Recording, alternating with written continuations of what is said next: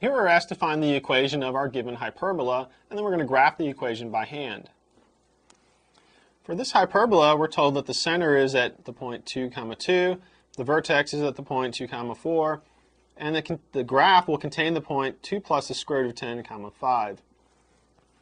Since we know that the center is 2, 2, we get HK is 2, 2, and the vertex is 2, 4. Both the center and the vertex lie on the line x equals 2. Therefore, our transverse axis is parallel to the y-axis. The distance from the center to the vertex is 2 units, so we get that A is equal to 2.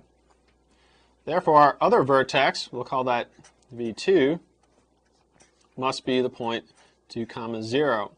We'll go 2 units below our center. The form of our equation then is going to be y minus k quantity squared over a squared minus x minus h quantity squared over b squared is equal to 1. We know that h is 2, k is 2, and that a is equal to 2. So that gives us the form y minus 2 quantity squared over 4 minus x minus 2 quantity squared over b squared is equal to 1. We still need to determine the value for b squared. We know that the graph contains this additional point. There's an x value and a y value. We could plug those into our equation. If we do that, we'll find out that b squared is equal to 8. A squared is 4, b squared is 8. We can use that to find our value for c.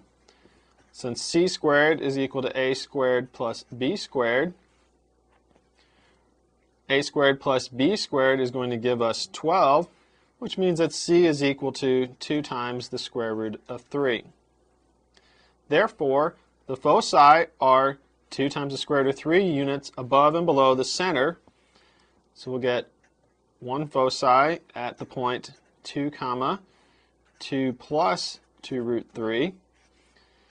And our second foci will be at the point 2, 2 minus 2 root 3. The asymptotes are going to be given by, let's write asymptotes. The asymptotes are going to be given by the equations y equals plus or minus the square root of 2 over 2 times x minus 2 and then plus 2. So we have our center, we have our 2 vertices, we have our 2 foci, and we have our asymptotes. Using all this information, we can go ahead and sketch a graph. If we do that, our graph will look something like this. Here's our hyperbola. We've plotted our 2 vertices, v1, v2. We have our 2 foci plotted. And we have our asymptotes plotted. And here's our center. We have 2 additional points that we use to make our rectangular region here to get our asymptotes in our plot. And there's a graph of our hyperbola.